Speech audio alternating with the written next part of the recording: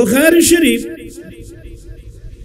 বুখারী শরীফের মধ্যে এবং মুসলিম শরীফের মধ্যে, বুখারী মুসলিম এগুলো তো সবাই মানে,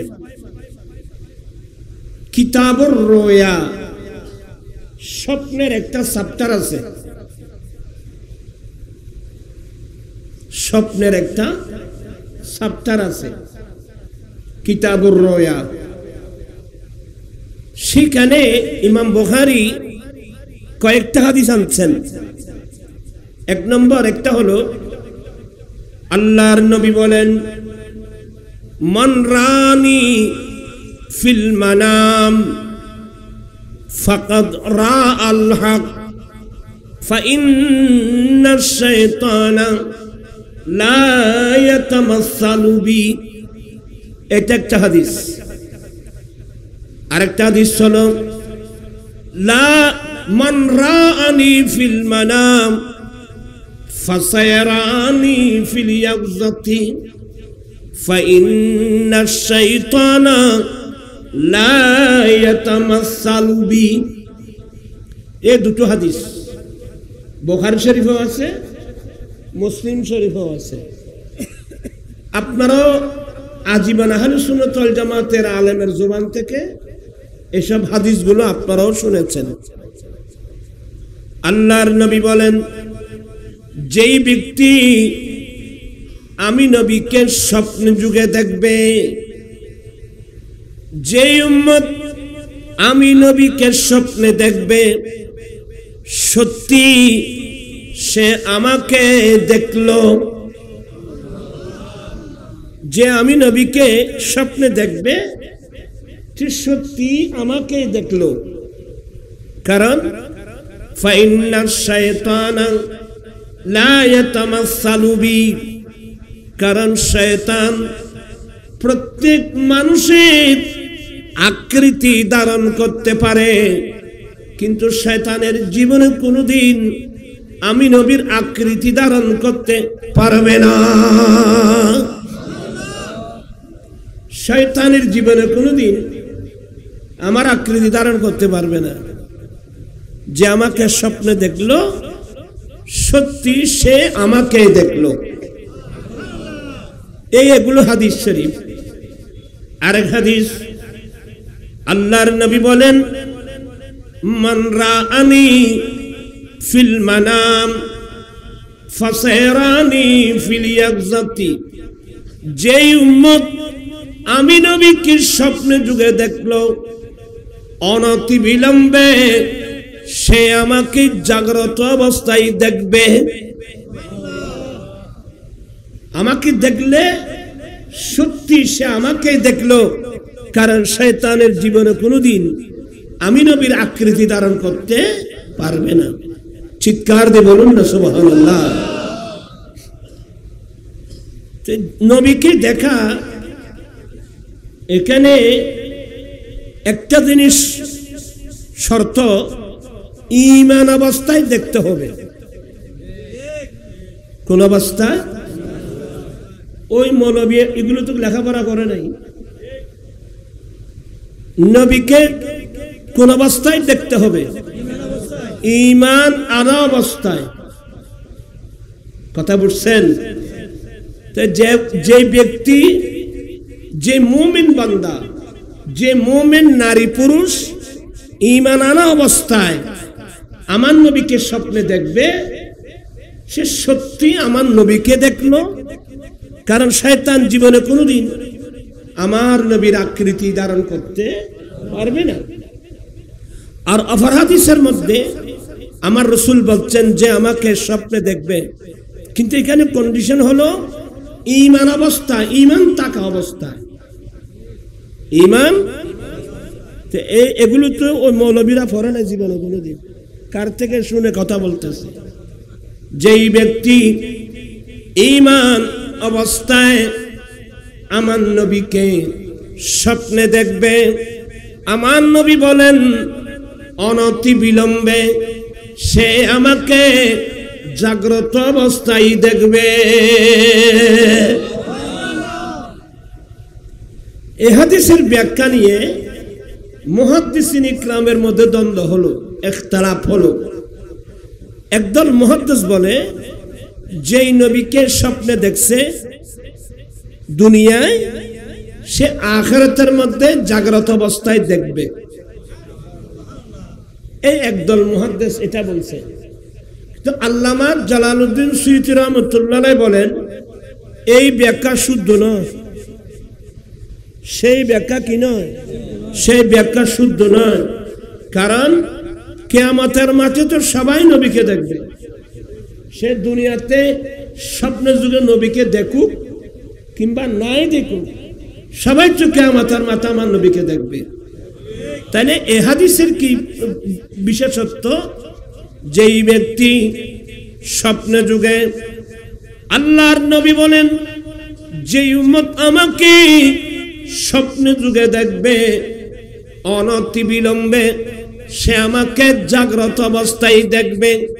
আল্লামা জালালউদ্দিন সুয়ুতী রাহমাতুল্লাহ আলাইহি হাদিসের ব্যাখ্যা দিচ্ছেন কিয়ামতের ময়দানে নয়, যে উম্মত দুনিয়াতে আমার নবীকে স্বপ্নে দেখবে সে জাগ্রত অবস্থায় একদিন আমার নবীকে দেখবে।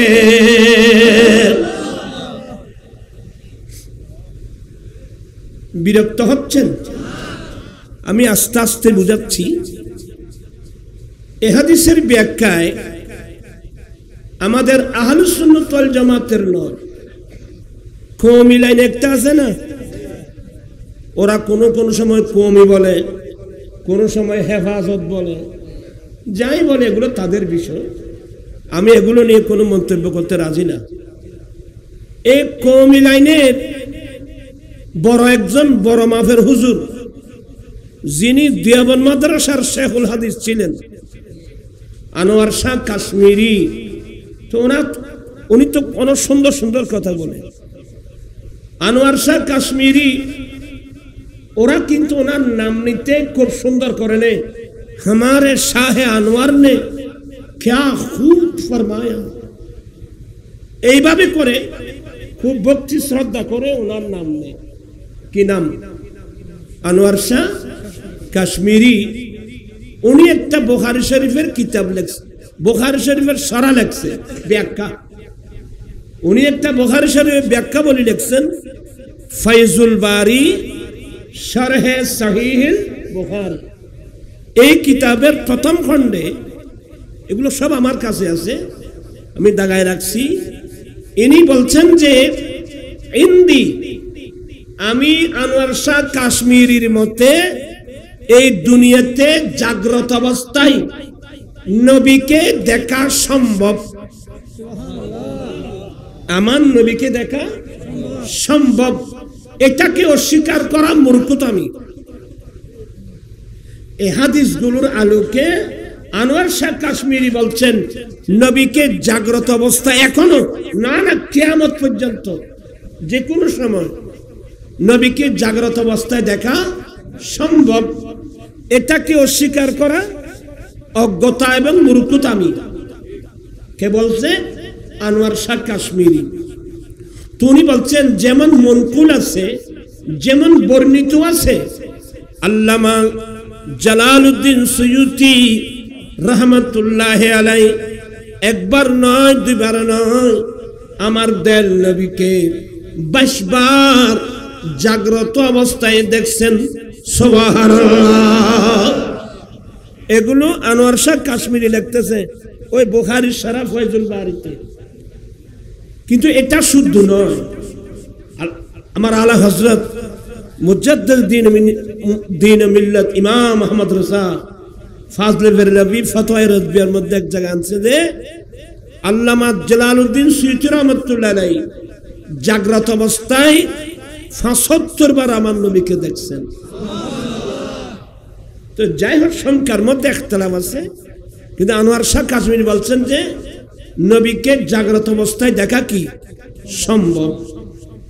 আল্লাহ আমাদেরকে একটিবার হলেও মাহবুব নবীকে স্বপ্ন যুগে হলেও দিদার নসিব করুন। দেখতে ইচ্ছা হয় না? ইমানদার হলে দেখতে তো ইচ্ছা হবে।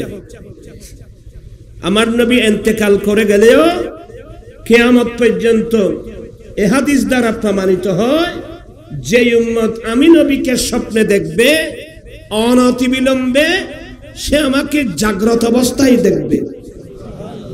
আমাকে দেখলে সত্যি দেখলো। এ হাদিসের ব্যাখ্যায় আপনারা যদি বিরক্ত হবেন না, আমাদের হানফি মাযহাবের বিখ্যাত একটা তাফসীরের কিতাব তাফসীরে রুহুল মাআনি শরীফের মধ্যে আল্লামা সৈয়দ মাহমুদ আলুসি হানফি বাগদাদি রহমতুল্লাহ আলাইহি এই হাদিসের ব্যাখ্যা দিচ্ছেন। নবী বলছেন যে যে আমাকে স্বপ্নে যুগে দেখলো সে অনতিবিলম্বে আমাকে জাগ্রত অবস্থায় দেখবে। তার অর্থ হলো একবার স্বপ্নে যুগে যদি কেউ আমার নবীকে দেখে সে তো পাগল হয়ে যাবে, সে আমার নবীর জন্য কি হয়ে যাবে। আল্লাহ আমি কি দেখলাম, আল্লাহ তুমি আমাকে কি দেখালে, আমি কি দেখলাম, আল্লাহ আমি আরেকবার দেখবো কিনা, এখন তো সে পাগলের মতো হয়ে যাবে। जब हुस्न था उनका जलवा नुमा अनवार का आलम क्या होगा, हर कोई फिदा है बिन देखे दीदार का आलम क्या होगा। चित्कार दी बोलूं ना सुबहानअल्लाह। আপনারা কি বিরক্ত হচ্ছেন? আল্লামা সৈয়দ মাহমুদ আলুসি বলছেন যে একবার নবীকে স্বপ্নে দেখবে সে তো পাগল হয়ে যাবে। আমি কি দেখলাম, আল্লাহ আমি কি দেখলাম, আল্লাহ আমি আবার কখন দেখব, সে এভাবে মোহাব্বত এমন বাড়বে সে এখন পাগল পারা হয়ে যাবে। তার দুনিয়াদারি আর ভালো লাগবে না, তার দুনিয়াদারি ভালো লাগবে না। সেই নবীকে দেখার জন্য সে ব্যাকুল হয়ে পড়বে। কোথায় খাবার, কোথায় নিদ্রা, কোথায় কি, সে পাগল পাড়া হয়ে যাবে। যখন সে একেবারে পাগল পাড়া হয়ে যাবে হঠাৎ সে একদিন জাগ্রত অবস্থা আমার রাসূলকে দেখে ফেলবে। এই ব্যাখ্যা দিয়েছেন আল্লামা সৈয়দ মাহমুদ আলুসি হানফি বাগদাদি তার বিখ্যাত কিতাব তাফসীর রুহুল মাআনি শরীফের মধ্যে। কি বিরক্ত হচ্ছেন আপনারা?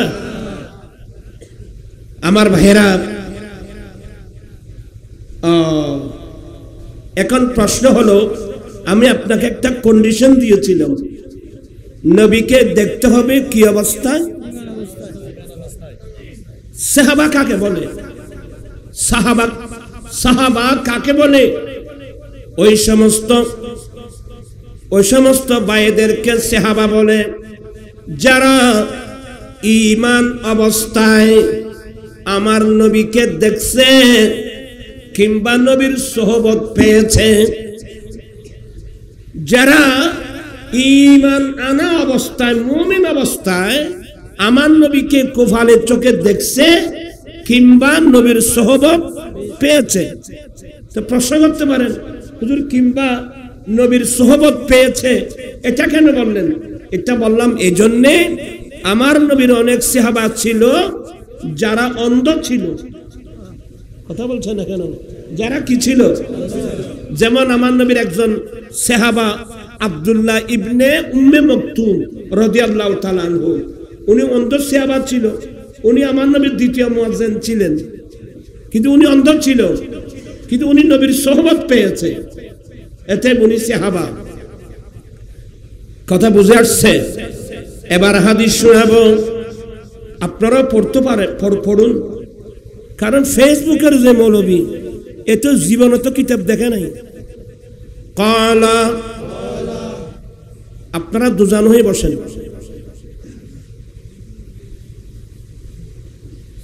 মুরব্বীরা যেভাবে সুবিধা সেভাবে বসবে, ইয়ং যারা আপনারা দুজন হয়ে বসেন।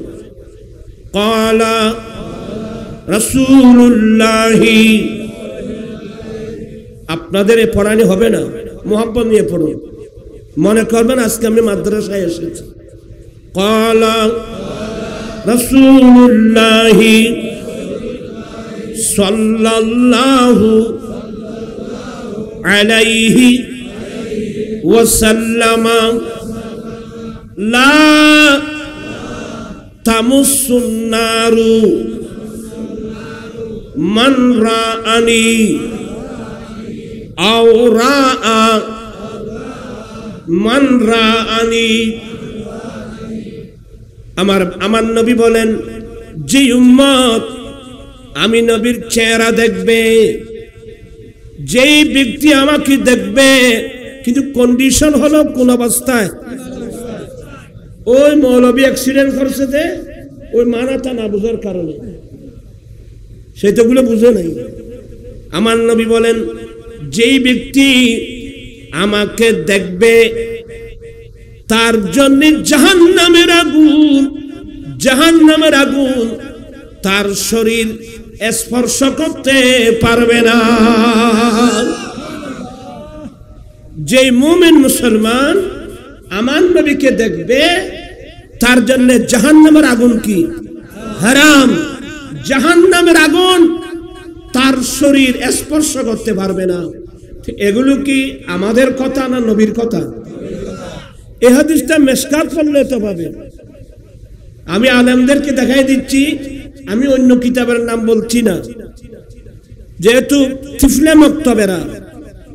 আপনি যদি মেশকাত শরীফটা পড়েন, মেশকাত শরীফে মানাকিবে আবি বকর সিদ্দিক রাদিয়াল্লাহু তাআলা চ্যাপ্টারে এই হাদিসটা না পাবেন। আমার নবী বলেন, যেই ব্যক্তি আমি নবীকে দেখলো, শুধু আমাকে দেখছে না, আও রাআ মান রাআনি লা তামুসুন নারু মান রাআনি আও রাআ মান রাআনি। যেই ব্যক্তি ঈমান অবস্থায় আমি নবীকে দেখলো অথবা আমাকে দেখছে, এমন মানুষকে যদি সেই দেখে, তাদের শরীর জাহান্নামের আগুন স্পর্শ করতে পারবে না। তো এগুলো তো কোনো মানুষের কাল্পনিক কোনো কথা নয়, এটা তো ডাইরেক্ট সরকার ইসলামের হাদিস। দেখেন মানুষকে কিভাবে গোমরা করা হচ্ছে। তো আবু জাহেল তো নবীকে দেখছে, নাউজুবিল্লাহ বলে। আবু জাহেল আমার নবীকে দেখছে? কে? আবু জাহেল। আবু জাহেল নবীকে দেখে নাই। এ তোমার তো ফল নাই ন ভরজে মিন বাইনি আইদিহিম সাদ্দাও ওয়া মিন খালফিহিম সাদ্দান ফাগশাইনাহুম ফাহুম লা ইউবসিরুন। সূরা ইয়াসিনের মধ্যে আয়াতটা নাই? আমার আল্লাহ বলেন, মিন বাইনি আইদিহিম সাদ্দাও, এই কাফেরদের তাদের সামনে ওয়াল, তাদের সামনে ওয়াল মানে ফাঁকা দেওয়াল না, তাদের সামনে কুফরির দেওয়াল, তাদের পিছনেও কুফরির ওয়াল। ফাগশাইনাহুম, তাদের চোখের মধ্যে পড়ে গেল পর্দা। ফাহুম লা ইউবসিরুন, এরা জীবনে কোনোদিন দেখবে না। এই আয়াত মোতাবেক আবু জাহেল নবীকে দেখে নাই। আবু জাহেল দেখছে মুহাম্মদ ইবনে আব্দুল্লাহকে, আব্দুল্লাহর ছেলে মুহাম্মদকে দেখছে, নবীকে দেখে নাই। কথা বুঝতেছেন না মনে হয়? আর মেন ব্যাখ্যা হলো, আবু জাহেল কি ঈমান আনছে? আমি তো আগে বলছিলাম নবীকে দেখার জন্য কি লাগবে? ঈমান অবস্থায়। সাহাবা কাকে বলে?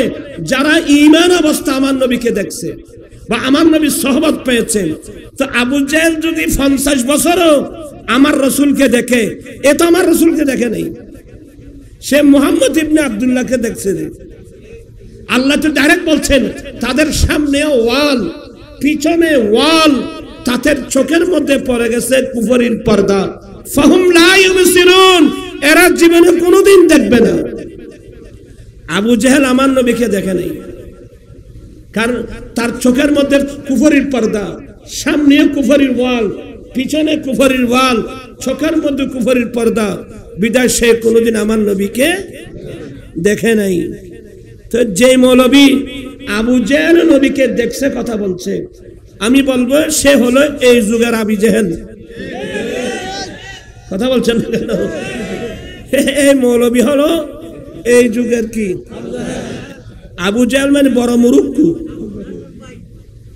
আরবের মানুষ আবু জেহেলকে আবুল হেকম বলতো। আবুল হেকম মানে মহাজ্ঞানী, কিন্তু আমার রাসূল বলতেন সে আবু জেহেল, সে বড় মুরুক্কু। তো নবী এটা কেন বললেন? আমার রাসূল তো এই ধরনের কথা কেন বললেন? আবু জেহেল অনেক বড় দুষ্ট, তার নাম আমর বিন হিশাম, তার নাম আমর বিন হিশাম। আরবের মানুষ তাকে আবুল হেকম হিসেবে ডাকতো। সে একদিন আমার নবীকে বলছে, মুহাম্মদ, আচ্ছা আপনি কি সত্যি নবী? বলে আমি আলহামদুলিল্লাহ আমি সত্য নবী। তো নবী হলে তো অলৌকিক ঘটনা ঘটাতে পারে, এটাকে মুজিজা বলা হয় আর কি। আচ্ছা আপনি কি সত্যি নবী? বলে হ্যাঁ আমি সত্যি নবী।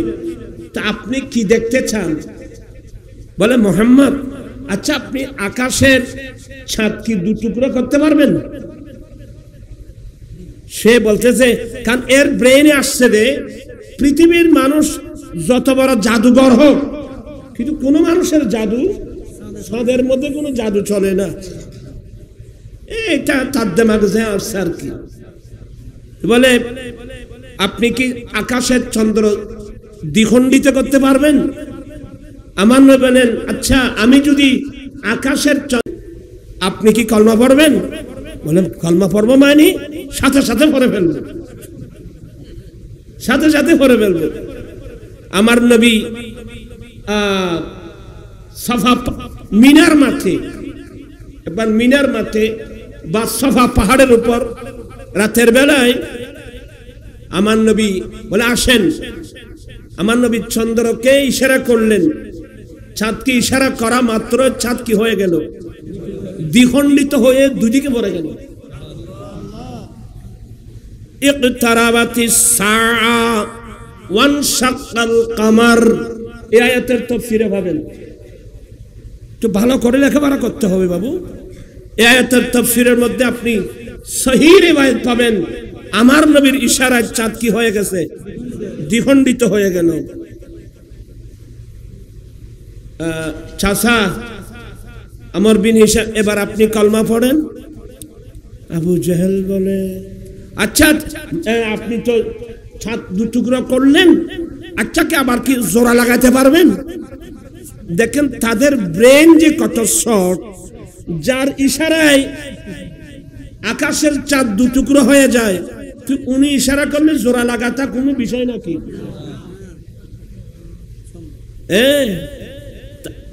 আমার এটা তো কন্ডিশন ছিল না, জোড়া লাগানোর কন্ডিশন ছিল না। ছিল বলছে আপনি কি ছাদ দু টুকরো করতে পারবেন? হ্যাঁ যদি পারি আপনি ঈমান আনবেন? হ্যাঁ ঈমান আনবো। আমার নবী ইশারা করা মাত্রই চাঁদ কি হয়ে গেল? দ্বিখণ্ডিত হয়ে গেল। এবার ঈমান আনেন? এটা দিমাগ খারাপ। সে বলছে একটু জোড়া লাগাতে পারবেন? এই কন্ডিশন তো ছিল না। এরা তো অনেক তালবাহানা জানে, যারা বেঈমান, যারা মুনাফিক, এরা অনেক তালবাহানা করে। ঈমানদাররা এতগুলো তালবাহানা করে না। ঈমানদারের কথা একেবারে সাদা সিধা কথা বুঝছেন? আমার নবী ইশারা করা মাত্রই দ্বিখণ্ডিত চন্দ্রতা আবার কি হয়ে গেল? জোড়া লেগে গেল। আরে অনেক বছর ধরে অনেক বড় বড় বৈজ্ঞানিক যারা চাঁদের দেশে গিয়েছিল, এই চাঁদের জোড়ার ছিন্নতা দেখে অনেক বৈজ্ঞানিক পর্যন্ত কলমা পড়ে কি হয়েছে? মুসলমান হয়েছে। আমার নবী জোড়া লাগাই দিলেন, হুজুর আমর বিন হিশাম এবার কলমা পড়ুন। তো সে বলছে যে বাপরে বাবা, আমার জীবনে আমি অনেক বড় বড় জাদুঘর দেখছি, এ মুহাম্মদের মতো এত বড় জাদুঘর আর দেখি নেই। আচ্ছা, আপনারা শিক্ষিত মানুষ যারা বলেন, একে কি আবুল হেকম বলবো না আবু জেহেল বলবো? এটাকে মহাজ্ঞানী বলবেন না বড় মূর্খ বলবেন?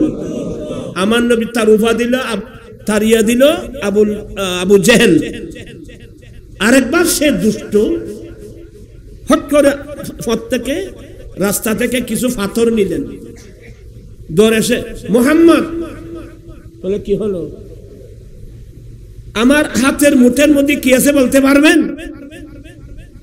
বলে, চাচা আমার হাতের মুঠের মধ্যে, আপনার হাতের মুঠের মধ্যে কি আছে এটা আমি না বলে আপনার হাতের মুঠের মধ্যে যে আছে এই যদি আমার সম্পর্কে বলে,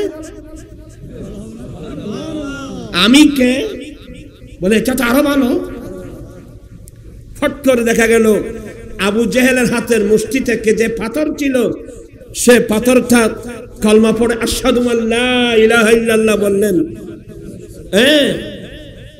আল্লাহ সাক্ষী দিন আল্লাহ ছাড়া কোনো ইলাহ নাই, মুহাম্মদ সাল্লাল্লাহু আলাইহি ওয়াসাল্লাম আল্লাহর প্রেরিত পুরুষ, মুহাম্মদ সাল্লাল্লাহু আলাইহি ওয়াসাল্লাম আল্লাহর রাসূল। যখন পাথর কলমা পড়ে ফেলল, শাহাদত দিল, সে রাগান্বিত হয়ে পাথরগুলো বাইরে ফেলে দিল। বাপরে বাবা, মুহাম্মদ আমাদের হাতের মধ্যেও জাদু করে দেয়। তা আমি বোঝাতে চাচ্ছি বাবা, এই জন্য আমার নবী তার উপাধি দিয়েছে কি, তার কুনিয়ত কি? তার কুনিয়ত হলো আবু জেহেল। আরবের মানুষ তাকে বলতো আবুল হেকম, বড় জ্ঞানী, মহাজ্ঞানী। আমার রাসূল তার ইয়া দিয়েছেন আবু জেহেল, সে একজন বড় মূর্খ।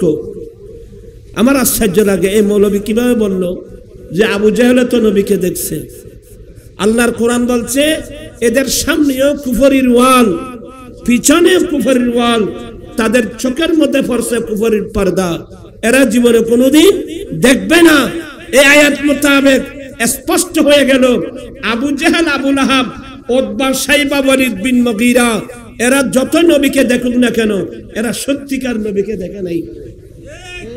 আর তাদের মধ্যে তো কি ছিল না? আরে নবীকে দেখার জন্য কি লাগবে? ঈমান শর্ত। এই কিভাবে বললো আবু জেহেল তো নবীকে দেখছে? এর কাছে কোরআন শরীফ সম্পর্কে কোনো আইডিয়া আছে?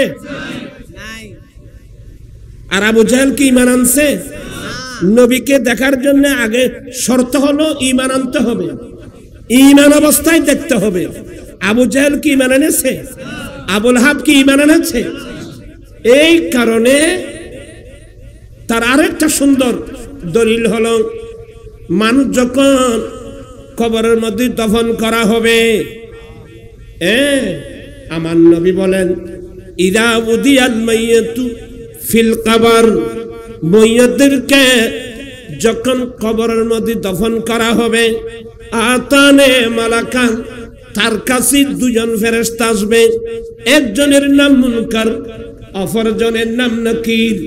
দুজন ফেরেশতা এসে ওই মাইয়াতকে বসায় তিনটি প্রশ্ন করবেন, কিন্তু বুখারীর হাদিস মোতাবেক একটি মাত্র প্রশ্ন, অপর হাদিস মোতাবেক তিনটি। এক নম্বর, মান রব্বুকা, তোমার রব কে? আমার নবী নিজে বলে দিলেন আম্মাল মুমিন, লোকটা যদি মুমিন, এই দেখেন লোকটা যদি কি হয়, লোকটা যদি মুমিন হয়, সেই বলবি রব্বি আল্লাহ, আমার রব, আমার আল্লাহ হলো আমার রব। আচ্ছা, ওয়ামা দীনুকা, তোমার ধর্ম কি? লোকটা যদি মুমিন হয়, সে বলে দিবে দীনিয়াল ইসলাম। দুই, আচ্ছা আচ্ছা, এই লোকটা ওয়ামা কুনতা তাকুলু ফি হাক্কি হাযার রাজুলিল্লাযী বুইসা ফীকুম, এই মহাপুরুষ যাকে তোমাদের কাছে পাঠানো হয়েছিল, ওনার সম্পর্কে তোমার কি আকীদা, বিশ্বাস?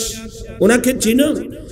তো যারা মুমিন আমার নবীকে কোনোদিন দেখে নাই, কিন্তু কবরের মধ্যে দেখা মাত্রই আমার নবীকে চিনে বলবে হাদা হাদা নবী মুহাম্মদ রাসূলুল্লাহ সাল্লাল্লাহু আলাইহি ওয়াসাল্লাম।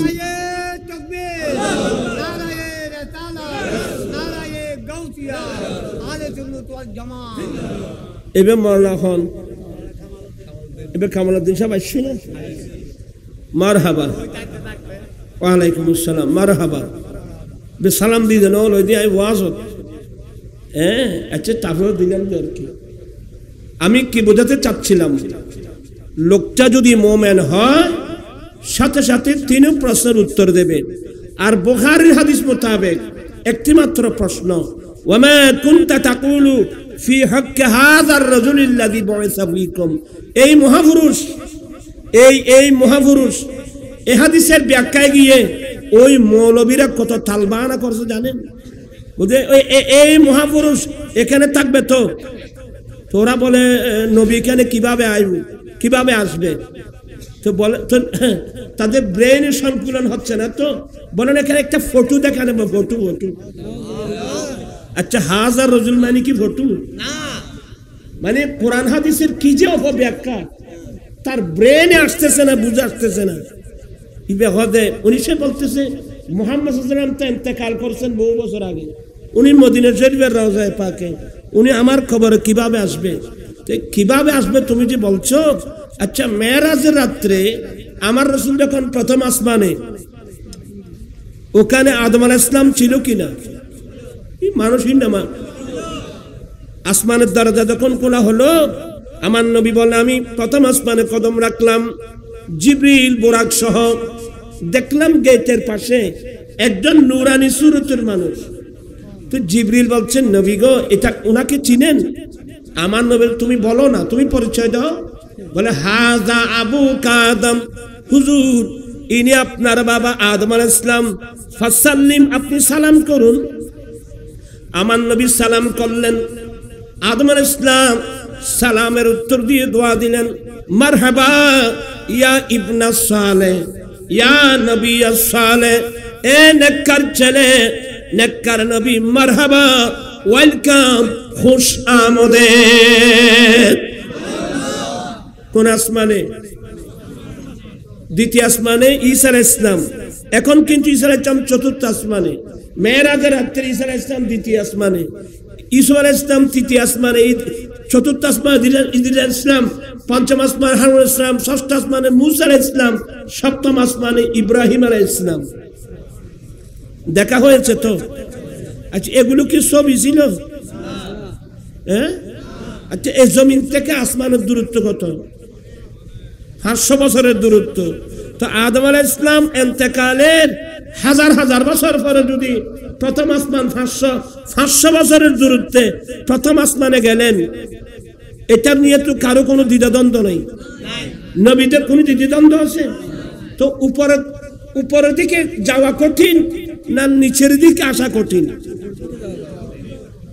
কিন্তু আমার নবী মদিনা শরীফ থেকে মাত্র 6-7 হাজার মাইল দূরে বাংলাদেশে কবরস্থানে আসলে এখানে সমস্যাটা কোথায় তাহলে বুঝতে হবে আল্লাহ আম্বিয়া ইকরামদেরকে সেই নবুয়তের পাওয়ার আল্লাহ নবীদেরকে শেষ শক্তি দান করেছেন সুবহানাল্লাহ তা আমি হাদিসটা এই জন্য আনলাম তো মুমিন হলে নবীকে চিনবে এবার আমার নবী বলেন ওয়া আম্মাল কাফিরু আবিল মুনাফিক যে মৌলবী আবু জাহেলকে নবী দেখছে বলছে এই প্রশ্নটা কবরে আবু জাহেলকে করা হয়েছে কাফের মুশরিক বিধর্মীদেরকে বলা হবে কি বলবে আমার নবী বলেন আম্মাল কাফের আবিল মুনাফিক মাইয়িত যদি কাফের হয় অথবা মুনাফিক হয় তার কাছে প্রশ্ন করা হবে মান রব্বুকা এ তোমার রবকে সে কি বলবে হা হা লা আদিরি হায় হায় আমি তো জানি না আচ্ছা ওয়ামা দীনুকা তোমার ধর্ম কি বলবে হা হা লা অথচ সে দুনিয়াতে হিন্দু ছিল বুদ্ধ ছিল জুম্মা ছিল চাকমা ছিল ইহুদি ছিল নাসারা ছিল তারা তো একটা ধর্ম দাবি করত কিন্তু কবরের মধ্যে প্রশ্ন করলে উত্তর দিতে পারবে কি বলবে হা হা লা আদিরি আচ্ছা ইনাকে চিনো বলে হা হা লা আদিরি এ আবু জেহেলকে বলছে আবু লাহাব এই ইনাকে চিনো? এই মৌলবী যে বলল যে আবু জাহেল তো নবীকে দেখছে, তো আবু জাহেলের নবীকে দেখলে কবরের মধ্যে চিনতেছে না কেন? কথা বুঝতেছে না মনে হয়? সে বলবে আমি জানি না। আচ্ছা কি বলতে দুনিয়ায়? বলে আকলু মা আকলু না সিদ্ধ, অন্যান্য মানুষ ওনাকে যেটা বলতো আমিও। তাহলে স্পষ্ট হয়ে গেল আবু জেহেল, আবু লাহাব, উতবা, সাইবা, ওয়ালিদ বিন মুগীরা ওরা আমার নবীকে কোনোদিন দেখেও নাই। দেখে না মানে কারণ তাদের সামনেও কুফরির পর্দা, পিছনে কুফরির ওয়াল, চোখের মধ্যে কুফরির পর্দা। আল্লাহ বলেন ফাহুম লা ইউবসিরুন, এরা তো দেখবে না। আল্লাহর কোরআনে বলে এরা দেখবে না। মৌলবী বলতেছে আবু জেহেল তো নবীকে দেখছে। এই মৌলবীরা লেখাপড়া কতটুকু বুঝতে পারছেন? নিজের জীবনকে ধোঁকা দিয়েছেন, জাতিকে ধোঁকা দিচ্ছে। আল্লাহ সবাইকে হেদায়েত নসিব করুক। আচ্ছা এই কথাটা তার মুখ দিয়ে কিভাবে আসলো? আবু জেহেল তো নবীকে দেখছে, আবু লাহাব তো নবীকে দেখছে, অথচ আল্লাহর কোরআনে বলছেন মিন বাইনি আইদিহিম সাদ্দান ওয়া মিন খালফিহিম সাদ্দান ফাআগশাইনাহুম ফাহুম লা ইউবসিরুন। এদের সামনেও কুফরির ওয়াল, পিছনেও কুফরির ওয়াল, চোখের মধ্যে কুফরির পর্দা, অতএব এরা কোনোদিন দেখবে না। তো এই জ্ঞানও তো এই মৌলবীর নেই। সে বুঝাইতেছে না যে নবীকে দেখলে, আর নবীকে দেখলে মানে মুমিন ঈমান অবস্থায় নবীকে দেখবে। কি অবস্থায়? ঈমান অবস্থায় যারা নবীকে দেখবে, নবীর সোহবত পাবে। আমার রাসূল, আমরা বলি তো নাই লা তামুসুন নারু মান রাআনি আও রাআ মান রাআনি। যে ব্যক্তি ঈমান আনা অবস্থায় আমি নবীকে দেখবে, আমার সোহবত পাবে, সে জাহান্নামের আগুন তাকে স্পর্শ করতে পারবে না। আর শুধু আমি নবী নয়, আমি নবীকে ঈমান অবস্থায় যারা দেখছে এদেরকে দেখলেও তাদের শরীর জাহান্নামের আগুন স্পর্শ করতে পারবে না। আর এই কথাগুলো কি কাল্পনিক না সবগুলো কোরআন হাদিস? আজকালকার ফেসবুক একটা বের হয়েছে, কি বলতেছে না বলতেছে। আল্লাহ তারপরে দোয়া করব আলেমদের খেদমতে আমার বিনয়ের সাথে অনুরোধ থাকবে, আগে ভালো ওস্তাদের কাছে গিয়ে লেখাপড়া করো। ভালো ওস্তাদের কাছে লেখাপড়া করো, কিতাব সম্পর্কে আইডিয়া। বাবা সওদাগরি করতে দোকানের মধ্যে কুম লাগবে। দোকানের মধ্যে কি লাগবে? আগে কুম দিতে হবে। কুম ছাড়া সওদাগরি করতে গেলে সমস্যা হয়ে যাবে। আল্লাহ সবাইকে এই কথাগুলো বুঝার তৌফিক দান করুন। আল্লাহুম্মা সাইয়্যিদিনা নাবিয়িনা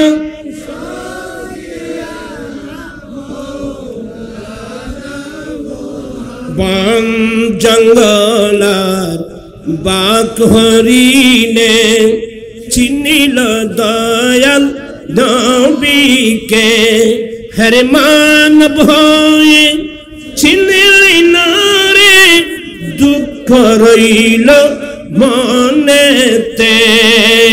আল্লাহুম্মা সাল্লি আলা সাইয়্যিদিনা নাবিয়িনা।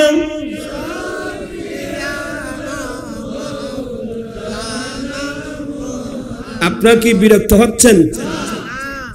বিসমিল্লাহির রাহমানির রহিম।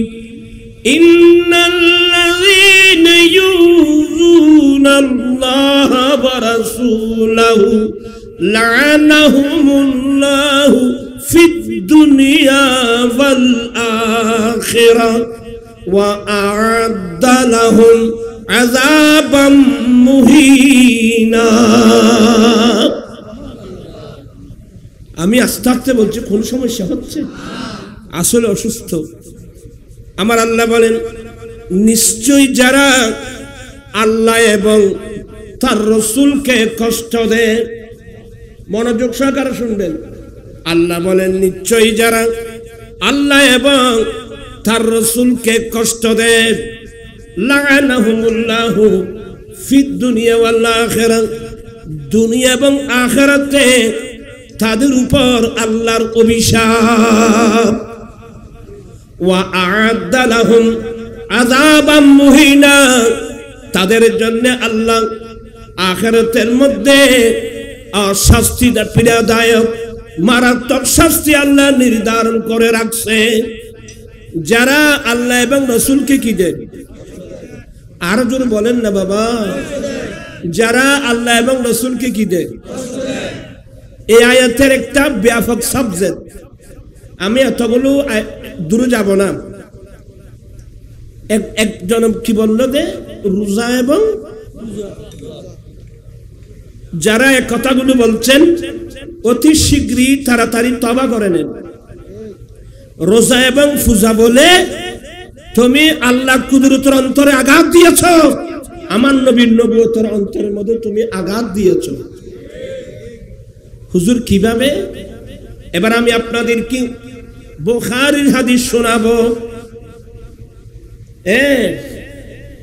একদিন কিতাবুস সালাতের মধ্যে ইমাম বুখারী এই হাদিসগুলো নকল করেছেন। এই হাদিসটা উম্মুল মুমিনিন, সারা পৃথিবীর ইমানদারের আম্মি জান মা আয়েশা সিদ্দিকা রাদিয়াল্লাহু তাআলা আনহা থেকে এই হাদিস বর্ণিত। ইমাম বুখারী সঠিক সহিহ সনদের মাধ্যমে এই হাদিসগুলো বুখারী শরীফের মধ্যে আনছেন। যুকেরা ইনদাহা, মা আয়েশা সিদ্দিকার সামনে আলোচনা হচ্ছিল। উম্মুল মুমিনিন মা আয়েশা সিদ্দিকার সামনে কি করা হচ্ছিল?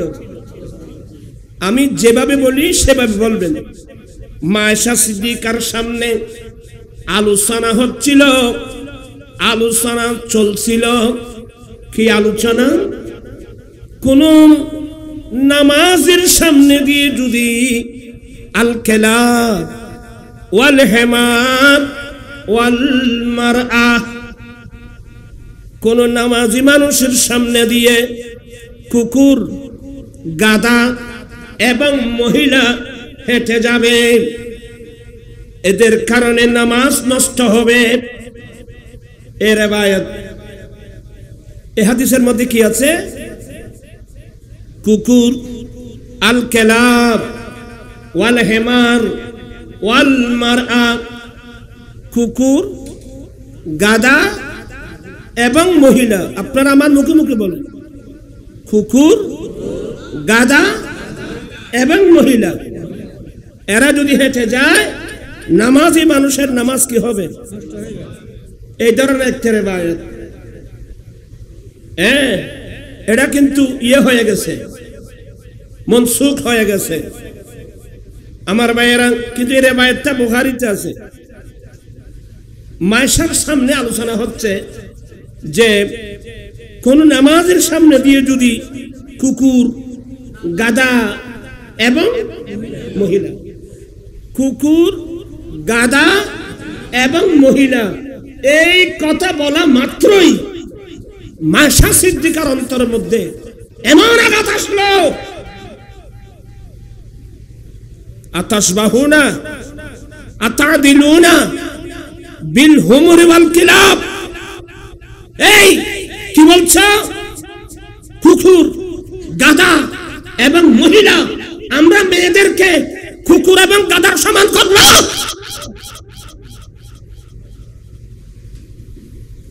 আমি সবার দৃষ্টি আকর্ষণ করছি, কোরআন হাদিস বুঝতে অনেক আলম লাগবে।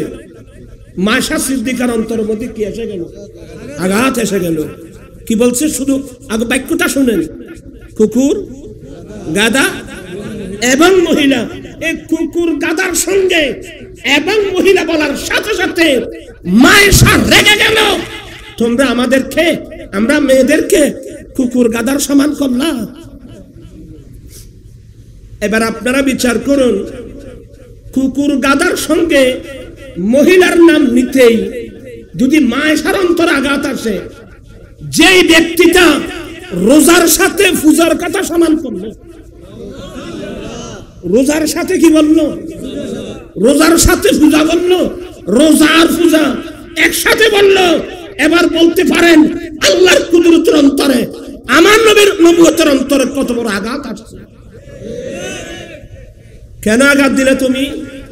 তোমার কাছে যে জ্ঞান নাই, মুখ একটা আছে, ফটফট কথা বলবেন না, বুঝে শুধু কথা বলতে হবে। মায়াশা বলছেন যে ওই যে উনার বলা হচ্ছে যে কুকুর গাদা এবং মহিলা, সাথে সাথে মায়াশার অন্তর আঘাত এসে গেল। তোমরা আমাদের মেয়েদেরকে কুকুর এবং গাদার সমান করলা, কুকুর এবং গাদার বরাবর বললা। ওয়াল্লাহ, আমি আয়েশা আল্লাহর কসম করে বলছি, আমার দয়াল নবী আমার রুমের মধ্যে নামাজ পড়তেন, এটা কিন্তু তাহাজ্জুদের নামাজ। আমার নবী আমি আয়েশার রুমে নামাজ পড়তেন, তখন আমি আয়েশা নবী এবং কিবলার মাঝখানে পায়ের উপর আমি শুয়ে থাকতাম। আর তুমি বলতেছো যে কুকুর গাদা এবং মহিলা, আরে আমার স্বয়ং আমার রুমে আমি আয়েশা বিছানার মধ্যে শুয়ে আছি, আমি আয়েশা কিবলা এবং নবীর মাঝখানে আমি চোপের মধ্যে শুয়ে আছি, নবীর নামাজ পড়তেছেন। আর তুমি বলতেছো কুকুর গাদা এবং মহিলা হেঁটে গেলে নামাজ কি হয়ে যায়? এখান থেকে আমি আপনাদেরকে স্পষ্ট দেখাই দিলাম, কুকুর গাদা এবং মহিলা বলার কারণে মায়েশার অন্তরের মধ্যে এমন আঘাত আসলো যে তোমরা আমাদেরকে, আমরা মেয়েদেরকে কুকুর এবং গাদার সমান করলা। এই হাদিসের আলোকে ওই সমস্ত মানুষকে বলছি যারা রোজার সাথে কি বলে, তুমি রোজার সাথে পূজা বলছো, রোজার সাথে পূজাকে সমান করলা, রোজার সাথে পূজাকে সমান করলা। রোজা হলো আল্লাহর ইবাদত, পূজা হলো শিরক, ঈমান আর শিরক সমান করলা। তোমার ঈমান ক্যান্সেল, তোমাকে তওবা করতে হবে, নবতম তোমার এই মুখ দিয়ে মৃত্যুর সময় কলমা আসবে না। কেন তুমি এত বড় বেয়াদবি করলা? রোজা এবং পূজা এর মুখ দিয়ে যা আসো তা বলতেছে, আপনি রোজার সাথে পূজাকে সমান কেন করলেন? একসাথে কেন বললেন? ওই হাদিসটা তো পড়েন নাই। কুকুর এবং গাদার সঙ্গে ওয়াল মারআ, মায়েশার নাম নেই, শুধু মহিলার কথা বলছেন। মায়েশা বলেন আমি তো একজন মহিলা, তোমরা কুকুর এবং গাদার সাথে আমাদেরকে সমান করলা। অন্তরের মধ্যে আঘাত আসছে। এবারে এই হাদিসের আলোকে আমি আপনাদেরকে বোঝাতে চাচ্ছি, যারা রোজার সাথে পূজার কথা বলছে, আল্লাহর কুদরতের অন্তরে আঘাত আসবে কিনা, নবীর নবুয়তের অন্তরের মধ্যে আঘাত আসবে কিনা। যারা বলছো না বুঝে বলে থাকলে তাড়াতাড়ি তওবা করো, তওবা যদি না করো তোমাকে বেঈমান হয়ে তোমাকে মরতে হবে। কথাবার্তা বলতে সতর্কতার সাথে বলতে হবে। তোমার কাছে কোরআন সুন্নাহ কি কি আছে আমাকে বলেন তো? রোজা হলো ইবাদত, পূজা হলো শিরক। কথা বলছেন কেন? রোজা হলো ইবাদত। আসলে এরা এই যে অ্যাক্সিডেন্ট করতেছে, যেখানে আমাদের ধর্ম বিষয়ক ধর্ম উপদেষ্টা হিন্দুদের পূজার মধ্যে যায়। এই আরো নিজে কি বলে, আমি প্রত্যেক ধর্মের উপদেষ্টা। উনি নাকি প্রত্যেক ধর্মের উপদেষ্টা। হুজুর আপনাকে ধন্যবাদ। আমাদের দেশের আমাদের মুসলমান উপদেষ্টাতে বুঝলাম, আপনি যদি প্রত্যেক ধর্মের উপদেষ্টা হন তো পূজাতে গিয়ে ওদেরকে কি উপদেশ দিয়ে এসেছেন, তোমরা পূজা ভালো করে করো, এটা উপদেশ দিয়ে আসছেন।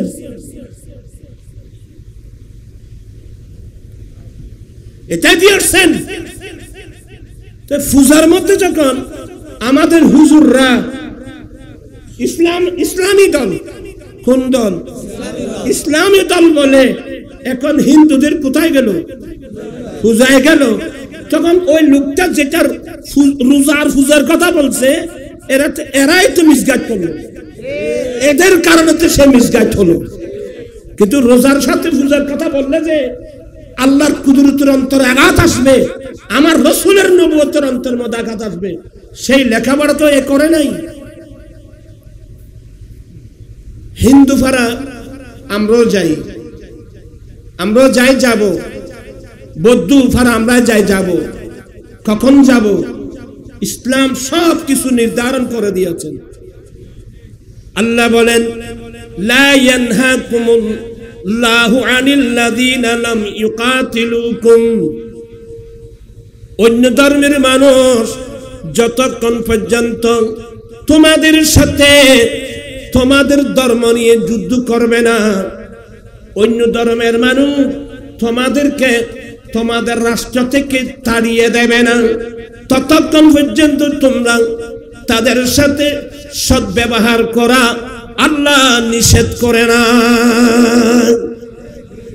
অন্য ধর্মের, এগুলো কোরআন শরীফের আয়াত, অন্য ধর্মের মানুষ যতক্ষণ পর্যন্ত আমরা মুসলমানের সাথে আমাদের ধর্ম নিয়ে যুদ্ধ করবে না, আমাদেরকে আমাদের রাষ্ট্র থেকে তাড়িয়ে দেবে না, আল্লাহ বলছেন ততক্ষণ পর্যন্ত তাদের সাথে অর্থাৎ অন্য ধর্মের মানুষের সাথে সদ্ব্যবহার করা আল্লাহ কি করে নাই? নিষেধ করে নাই। আমাদের দেশে হিন্দু আছে, বৌদ্ধ আছে, খ্রিস্টান আছে, জুম্মা আছে, চাকমা আছে, আরো যত থাকুক, এদের সাথে আমাদের কোনো মারপিট আছে? কোন যুদ্ধ আছে? এরা আমাদের ধর্ম নিয়ে আমাদেরকে যুদ্ধ করে না, আমাদেরকে আমাদের দেশ থেকে তাড়িয়ে দেওয়ার চেষ্টা করে না। তো আমরা তাদের সাথে সদ্ব্যবহার করব, এরাও আমাদের সাথে সদ্ব্যবহার করবে।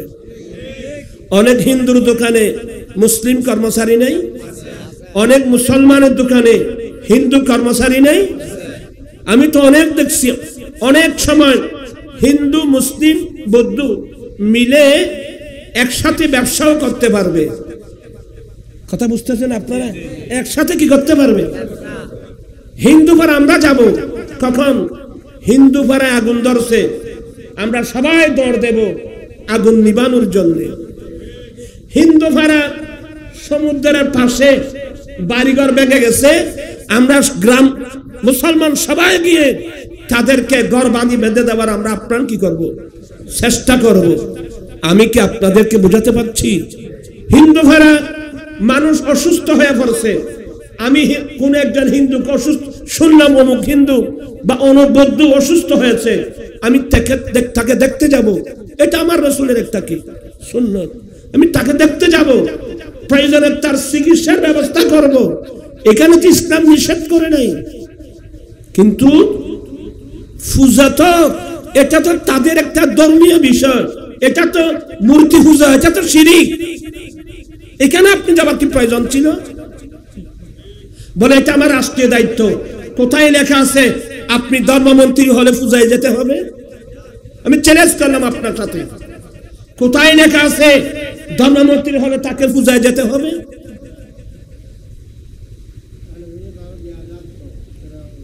আপনারা যাচ্ছেন, আপনাদের এই ভুল কারণে আজকে অনেক পাবলিক গুমরা হচ্ছে। একসাথে পূজা রোজার পূজা একসাথে বলতেছে যে এদের কারণে বলা হচ্ছে, এদের কারণে ওরা মিসগাইড হচ্ছে। ঠিক কিনা ভাইরা আমার? কিন্তু এটা হাদিস মোতাবেক অশুদ্ধ। কারণ রোজা হলো আল্লাহর ইবাদত, পূজা হলো শিরক। তো রোজাকে পূজার সমান করলে তো ঈমান তো একসাথেই চলে যাবে। আল্লাহর কুদরতের অন্তর আঘাত আসছে, আমার নবীর নবুয়তের অন্তরের মধ্যে কি হচ্ছে? আঘাত আসছে। যারা বলছেন অতি শীঘ্রই তাড়াতাড়ি তওবা করুন, বলে আমি না জেনে বলছি। আল্লাহ সবাইকে এগুলো বুঝার তৌফিক দান করুন, আমিন। আজকে দুঃখনীয় বিষয়।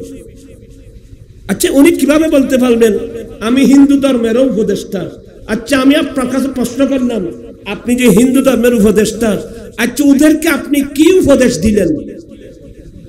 মানে পূজা বালা করেন, তাহলে তো আপনি মানুষকে শিরকের দিকে ঠেলে দিলেন। আল্লাহ সবাইকে হেদায়েত নসিব করুক। সবাইকে বুঝার তৌফিক দান করুক। আপনারা কি বিরক্ত হচ্ছেন? সালাতুন ইয়া রাসূলুল্লাহ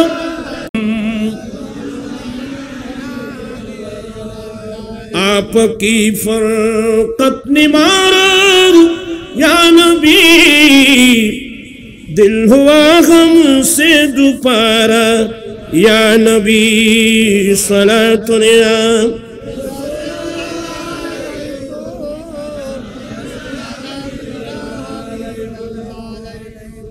আরেকজন বলল আমার নবী নাকি সাংবাদিক।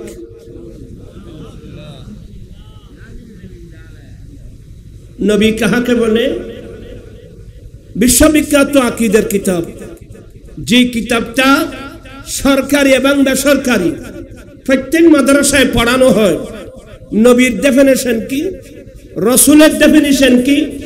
আল্লামা সাদউদ্দিন তাফতাজানি রহমতুল্লাহ আলাইহি ফতোয়া শামির মধ্যে লিখতেছে, হুয়া মুফতিউল জিন ইনসে ওয়াল জিন। ইনি শুধু মানব জাতির মুফতি নয়, ইনি জিন জাতির মুফতি। আল্লামা সাদউদ্দিন তাফতাজানি রহমতুল্লাহ আলাইহি নবী রাসূলের ডেফিনিশন দিচ্ছেন, আন নবিয়্যু হুয়া ইনসানুন বাসাহুল্লাহু তাআলা ইলাল খালকি লিতাবলীগিল আহকাম। তার মানে নবী সে মানব। এখানে মানব মানে ইনসানে কামেল, মানব মানে ইনসানে কামেল, পরিপূর্ণ মানব। নবী সেই মানব যাকে আল্লাহ বিশ্ববাসীর কাছে পাঠিয়েছেন, তাদের কাছে আল্লাহর হাকামগুলো পৌঁছে দেওয়ার জন্যে। আপনারা বিরক্ত হয়ে যাচ্ছেন আমি দেখতেছি। নবী সেই মহাপুরুষ, নবী সেই মহাপুরুষ, সেই মানব, সেই ইনসানে কামেল যাকে বাসাহুল্লাহু আল্লাহ যাকে পাঠিয়েছেন সৃষ্টি জগতের দিকে, বিশ্ববাসীর কাছে পাঠিয়েছেন। লিতাবলীগিল আহকাম, মানুষের কাছে আল্লাহর বিধিবিধান, শরীয়ত, তরিকত, হাকিকত, মারফত, আল্লাহর বিধিবিধানগুলো মানুষের কাছে পৌঁছে দেওয়ার জন্য। উচ্চস্বরে বলুন না সুবহানাল্লাহ। কি বিরক্ত হচ্ছেন? বলুন এটা তো মানায়ে শরঈ, এটা মানায়ে ইসতিলাহি। আসেন, নবী, নবী শব্দের অর্থ মুখবিরুল গায়েব। আল্লামা ইমাম রাগিব আল ইসফাহানি তার বিখ্যাত কিতাব আল মুফরাদাত ফি গরিবিল কুরআন, এই কিতাবের মধ্যে আনছেন আন নবী, নবী শব্দের অর্থ মুখবিরুল গায়েব, যিনি গায়েবের সংবাদদাতা। গায়েবে আচ্ছা সাংবাদিক খোঁজাহারে এটারা কি গায়েবী সংবাদ দেবে না বাস্তব সংবাদ দেবে? আপনার কথা বুঝতেছেন না। সাংবাদিক কাকে বলে? আচ্ছা সাংবাদিকের আরবি কি নবী? আমি ওই মৌলবীর কাছে জিজ্ঞাসা করবেন, বলে হুজুর সাংবাদিক শব্দের আরবি কি? বলে সাংবাদিক শব্দের আরবি নবী রাসূল। এ ধরনের কোন শব্দ আরবের কোন কিতাবের মধ্যে, লগাতের মধ্যে কি লেখা আছে? চাই দেখি আপনি সাংবাদিক শব্দের আরবি করুন তো। আপনি যে নবী মানে সাংবাদিক বললেন, হ্যাঁ নবী মানে মুখবিরুল গায়েব। মুখবিরুল গায়েব মানে যারা গায়েবের কি দাতা। একটু কষ্ট হচ্ছে আপনাদের। যিনি গায়েবের সংবাদদাতা। গায়েব মানে কি? আমার ভাইয়েরা, তাফসীরে বাইজাবি শরীফের মধ্যে আল্লামা নাসিরউদ্দিন বাইজাবি বলেন কি, আল্লাযীনা ইউমিনুনা বিল গায়েব। এই আয়াতের তাফসীরে গায়েবের ব্যাখ্যা দিচ্ছেন, ওয়াল মুরাদু বিল খাফিল্লাযী লা ইউদরিকুহুল হিসসু ওয়ালা ইয়াক্তাজিহি বাদাহাতুল আকাল। গায়েব মানে গায়েবের মুরাদ হলো এমন এমন সংবাদ, এমন খবর যেগুলো মানুষের পঞ্চ ইন্দ্রিয়ের বাইরে, যেগুলো মানুষের আকল বিবেকের বাইরে, যেগুলো পঞ্চ ইন্দ্রিয় দ্বারা মানুষ অনুভব করতে পারবে না, এটার নাম গায়েব। নবী শব্দের অর্থ হলো মুখবেরুল গায়েব, গায়েবের অদৃশ্য জগতের সংবাদদাতা। কোন জগতের? অদৃশ্য জগতের। যেমন আল্লাহ এক, কারণ আল্লাহকে আমরা বলি লা ইলাহা ইল্লাল্লাহ, আল্লাহ ছাড়া কোনো ইলাহ নাই, আল্লাহ ছাড়া কোনো মাবুদ নাই। কিন্তু আমরা কোনোদিন দেখছি? আমার আল্লাহ কোরআনে বলছেন, আমার রাসূল বলছেন, আমার নবী বলছেন। যেমন আল্লাহ কোরআনে বলছেন, কুল হুয়াল্লাহু আহাদ আল্লাহুস সামাদ লাম ইয়ালিদ ওয়া লাম ইউলাদ ওয়া লাম ইয়াকুল লাহু কুফুয়ান আহাদ। আল্লাহ এক, আল্লাহ একক, আল্লাহ কারো মুখাপেক্ষী না, আল্লাহ থেকে কেউ জন্ম নেয় নাই, আল্লাহ তার থেকে জন্মগ্রহণ করে নাই, আল্লাহর সমকক্ষ কেউ নাই। এই যে গায়েবী সংবাদ, জান্নাত, জাহান্নাম, ফুলসিরাত, কিয়ামত। জান্নাত আমরা কোনোদিন দেখি নাই, জাহান্নাম কোনোদিন দেখি নাই, কবর আযাব কোনোদিন দেখি নাই, ফুলসিরাত চোখে দেখি নাই। কিন্তু আমার নবী সংবাদ দিয়েছেন, আমার নবী খবর দিয়েছেন, এটাকে গায়েবী সংবাদ বলে। মুখবিরুল গায়েব, নবী শব্দের অর্থ হলো মুখবিরুল গায়েব, গায়েবের সংবাদদাতা। ওনাকে সাংবাদিক বলে না, ওনাকে নবী বলে, ওনাকে রাসূল বলে। অতএব না জেনে না শুনে ফট করে একটা কথা বললে আল্লাহ জিহ্বা কেটে ফেলবে। আপনাদের জন্য সহজ হবে, ওনাকে বলবেন যে হুজুর আপনি তো বড় হুজুর, ফেসবুক খুব গরম করে রাখছেন, যে সাংবাদিকের আরবিটা কি, এটা বললে একেবারে সহজ হয়ে যাবে। আপনারা যারা স্কুলের ছাত্র, কলেজের ছাত্র, ইউনিভার্সিটির ছাত্র, আপনাদেরকে শিখাই দিচ্ছি, ওনাকে জিজ্ঞাসা করবেন যে হুজুর সাংবাদিকের আরবি কি, সাংবাদিককে আরবিতে কি বলা হয়? সাংবাদিককে আরবিতে নবী বলা হয়, রাসূল বলা হয়। তা আপনি কেন নবীকে সাংবাদিক বললেন? ফতোয়া আলমগীরি পড়েন, ফতোয়ার কিতাব তো চোখে দেখানো নাই, ভালো করে লেখাপড়া করেন। এগুলো কুফরি। এটা নবীকে, রাসূল কারীম ইসলামের শানে সাংবাদিক শব্দ ব্যবহার করা, এটা রাসূলের সম্মানকে খাটো করা। ঠিক কিনা ভাইরা আমার? আরে সাংবাদিকের আরবিটা কি, এটা জিজ্ঞাসা করলে হয়ে যাবে তো। সাংবাদিক আরবি সাহাবী বলে, আপনারা তো আরবি এগুলো শোনানো নাই। কোন সাংবাদিককে কি নবী বলে? কোন সাংবাদিককে রাসূল বলে? তো তুমি খামাখা কেন নবী মানি সাংবাদিক বললা? এটা কি দোষ করেছেন, এটা বুঝার জ্ঞান আপনার কাছে নেই। শানে মুস্তাফার উপর কত বড় আঘাত করেছেন, এই জ্ঞানও কিন্তু আপনার কাছে নাই।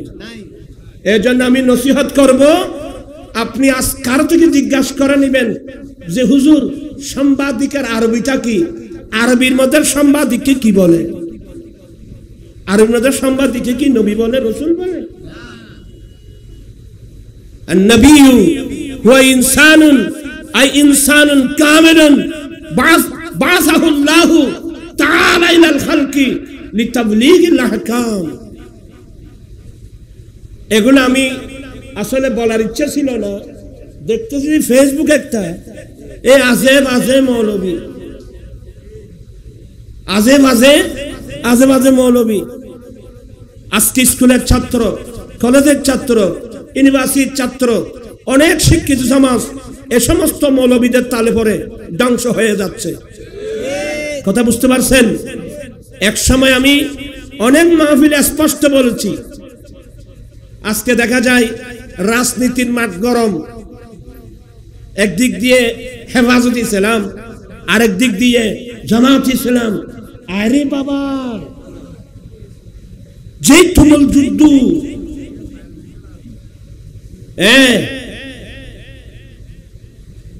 এগুলোর দ্বারা কি ইসলামের লাভ হচ্ছে না ইসলামের ক্ষতি হচ্ছে? তবে আমি কিন্তু পরামর্শ দিয়েছিলাম, আমি পরামর্শ ও গেছি তোমার জীবের ওয়াজ নিবেলা ইস্যু নারায়ে তাকবীর, নারায়ে রিসালাত,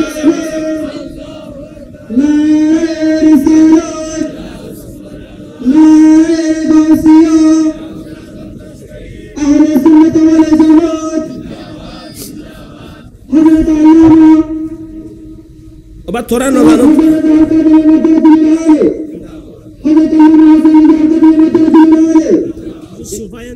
সুফাইন দা শোনা তিন আর তো মুসল্লাম তো কিনতে হবে সোফা সোফা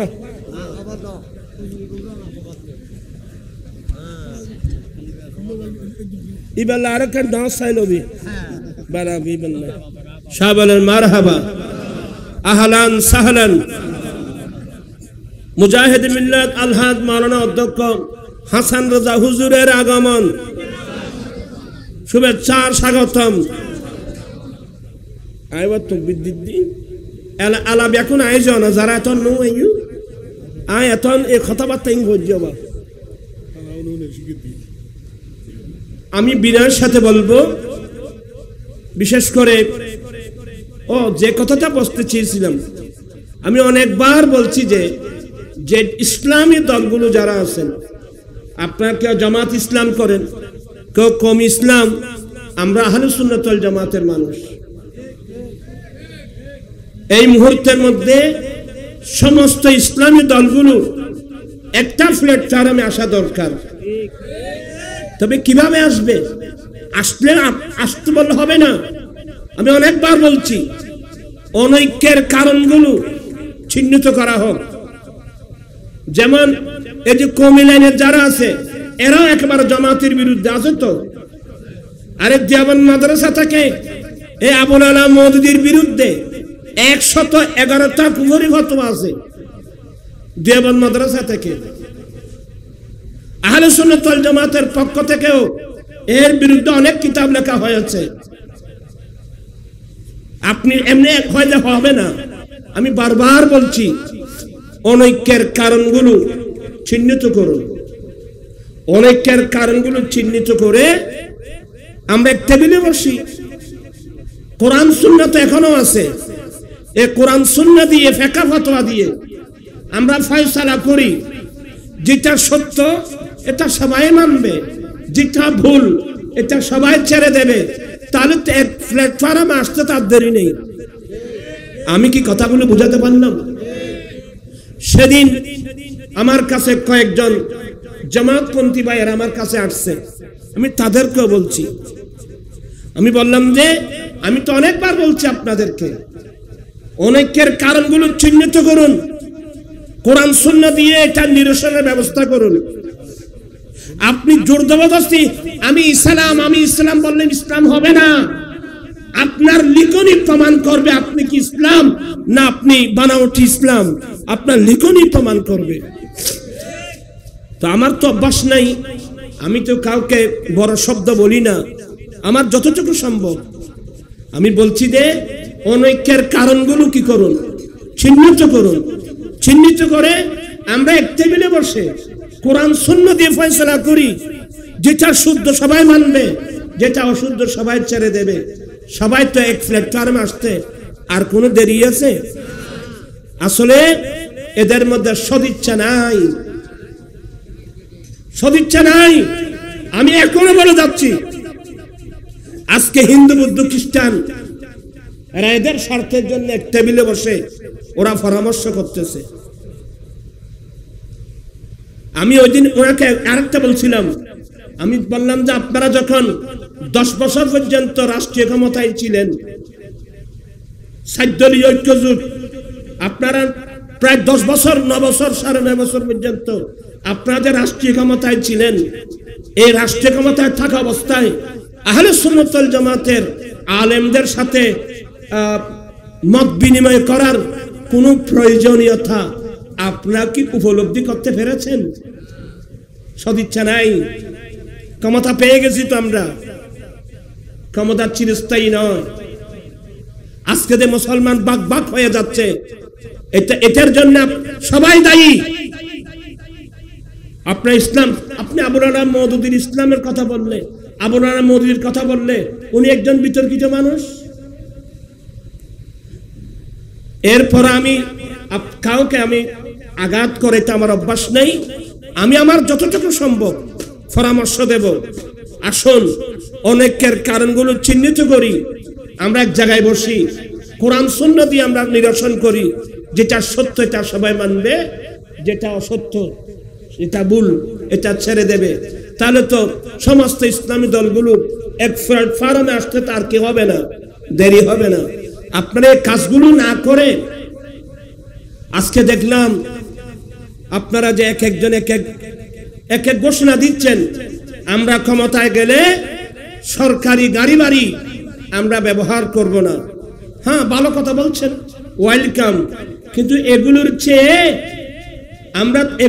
আপনি ঘোষণা দিবেন আমরা ক্ষমতায় গেলে এই দেশের সুদ আমরা রাখবো না। কথা বলছেন না কেন?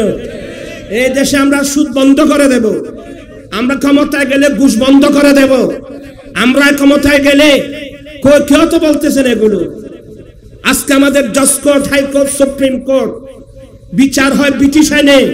কই আজ পর্যন্ত তো কোন ইসলামী দল বলল না আমরা যদি ক্ষমতায় যাই আমরা আমাদের বিচার বিভাগ হবে, আমাদের বিচার হবে, আমরা ব্রিটিশ আইনে কেন বিচার করব? আমাদের বিচার হবে কোরআন সুন্নাহ মোতাবেক। এই কথা বলার লোক তো নাই। কথা বুঝাচ্ছে? আসলে নিয়ত যদি অশুদ্ধ হয়, ইন্নামাল আমালু বিন্নিয়াত, প্রত্যেক কিছু আপনার নিয়তের উপর নির্ভর। সবাই ওইদিন দেখলাম কোরআন শরীফ একটা বুকে নিয়ে কোরআন মতে রাষ্ট্র চলবে, কোরআন মতেই চলবে। সাহেব বলুন তো কোরআন শরীফে কি আছে এরা তো জানে না। চুরি করলে কি করতে হয়? হাত কেটে দিতে হয়। আপনার কি ক্ষমতায় আসলে চুর করলে তার হাত কাটার আইন জারি করবেন? আয-যানিয়াতু ওয়াজ-যানি ফাজলিদু কুল্লা ওয়াহিদিন মিনহুমা মিয়াতা জালদা। মহিলা পুরুষ চোর, মহিলা চুরি করলে তার হাত কেটে দেওয়া। মহিলা বেবিচারী, বেবিচারিণী, পুরুষ বেবিচার। আয-যানিয়াতু ওয়াজ-যানি ফাজলিদু কুল্লা ওয়াহিদিন মিনহুমা মিয়াতা জালদা।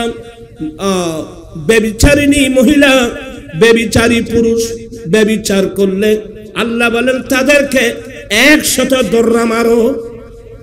তো আপনারা ক্ষমতায় গেলে আল্লাহর এই আইনটা কি জারি করবেন?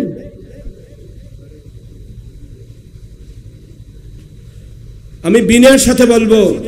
আর ইসলাম আমাদের বড় দুর্ভাগ্য কি জানেন? আফসোস, খেলাফত চলে গেল। আজকে মুসলিম বিশ্বে ইসলামের পক্ষে নেতৃত্ব দেওয়ার মতো একজন ব্যক্তি নাই। আমরা নেতৃত্ব শূন্য। কথা বলছেন না কেন? আমরা নেতৃত্ব শূন্য। কিন্তু কি এখন যেগুলো দেখতেছি, ইসলামী দলের আমির হয়তো মাস্টার, হয়তো ডাক্তার, হয়তো প্রফেসর। এটা শুদ্ধ আছে? তা আমি এগুলো বললে আপনারা মনে কষ্ট আনবেন। হ্যাঁ, ইসলামী দল বললে সত্যিকার ইসলামী দল হতে হবে। ইসলামী দলের আমির থাকবে জামানার ফাক্কা একজন বড় মুহাদ্দিস, বড় মুফতি, যার কাছে কোরআন সুন্নাহর কি আছে। আপনি ডাক্তার মাস্টার দিয়ে কি আপনি ইসলামী হুকুমত চালাতে পারবেন? আগে এগুলো ঠিক করেন। আল্লাহ সবাইকে এগুলো বুঝার তৌফিক দান করুন। আসলে অনেক কথা আসে। আসলে আমাদের বড় দুর্ভাগ্য, আজ গোটা পৃথিবীতে ইসলামের পক্ষে, মুসলমানের পক্ষে একজন বড় আলেম নেতৃত্ব দিয়ে ইসলামের জাহাজকে নিয়ে যাবে, এখন মানুষ তো আমরা পাচ্ছি না বাবা। আমাদের বড় দুর্ভাগ্য। আর পাবো কোথায়? আপনারাতে ভালো ভালো ছাত্রগুলো সবাই স্কুল কলেজে চলে গেছে। আজকে আমাদের বর্তমান বাংলাদেশ সরকারের যিনি এখন কিসের প্রধান উপদেষ্টা, ডক্টর ইউনূস মহোদয়, আজকে গোটা বিশ্বের মধ্যে ওনার একটা পরিচিতি আছে, আন্তর্জাতিক লবিন ভালো। কিন্তু উনি যদি আজকে বড় একজন আলেম হতো, কথা বলছেন কেন? উনি একজন যদি আজকে বড় আলেম হতো, আজকে আমরা বড় দুর্ভাগ্য, বড় একজন ভালো একজন আলেম পাওয়া যাচ্ছে না সুন্নিয়ত ইসলামের নেতৃত্ব দেওয়ার জন্য। আর যারা নেতৃত্বের মধ্যে আসছে, যারা কথাবার্তা বলতেছে, দেখতেছি এগুলো এলোমেলো, কোরআন সুন্নাহর সাথে তার কোনো কি নেই, কোনো মিল নেই। আল্লাহর কাছে দোয়া করব, জানি না দুনিয়াতে থাকতেই আমরা আসি কয়দিন, অনেকদিন বুঝাইছি মানুষকে বোঝানোর জন্য। আজকে আমাদের জন্য বড় দুর্ভাগ্য, আজকে সাহস করে বলতে পারছি না আমরা ক্ষমতায় গেলে জজকোর্ট, হাইকোর্ট, সুপ্রিম কোর্ট যে বিচার হচ্ছে এগুলা ব্রিটিশ আইনে বিচার হচ্ছে। আমরা মুসলিম, আমরা ব্রিটিশ আইনে কেন বিচার করব? আমরা কোরআন সুন্নাহ মোতাবেক বিচার করব। এই কথা বলার মানুষও তো এখন নাই। আমি আবারও কাউকে আক্রমণ করা আমার উদ্দেশ্য না, আমার উদ্দেশ্য সত্য। ডাক্তার মাস্টার দিয়ে ইসলামী দল চলবে না বাবা, এটা তো কোরআন সুন্নাহ বিরোধী। ইত্তাখাযান নাসু রুউসান জুহালা ফাসইলু ফাফতু বিগাইরি ইলমিন। যখন হক্কানি রব্বানি আলেম থাকবে না, আল্লাহ দ্বীনের ইলম উঠাই নেবে। কিভাবে? ইল্লা বিকাবদিল উলামা। হক্কানি রব্বানি আলেম মারা গেলে তাদের কলবের মধ্যে করে আল্লাহ ইলমে দ্বীন উঠাই নেবে। তো হবে কি? হবে কি? ইত্তাখাযান নাসু রুউসান জুহালা। মানুষ কোরআন হাদিস এর জ্ঞান নাই, এমন মানুষকে আমির বানাবে, এমন মানুষকে মুফতি বানাবে, এমন মানুষকে আমির বানাবে।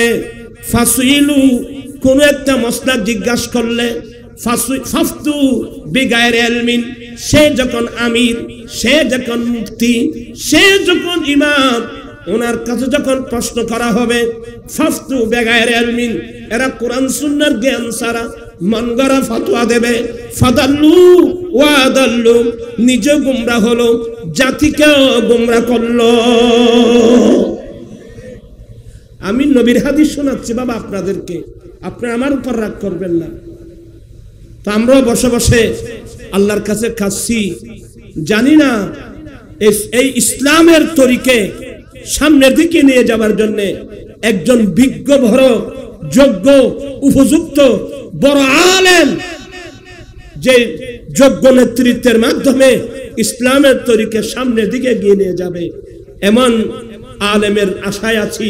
আমার মনে হয়তো ঈসা আলাইহিস সালাম আসার আগ পর্যন্ত, ইমাম মাহদী আলাইহিস সালাম আসার আগ পর্যন্ত আমি পাবো কি না এটা আল্লাহ বেহতর জানে।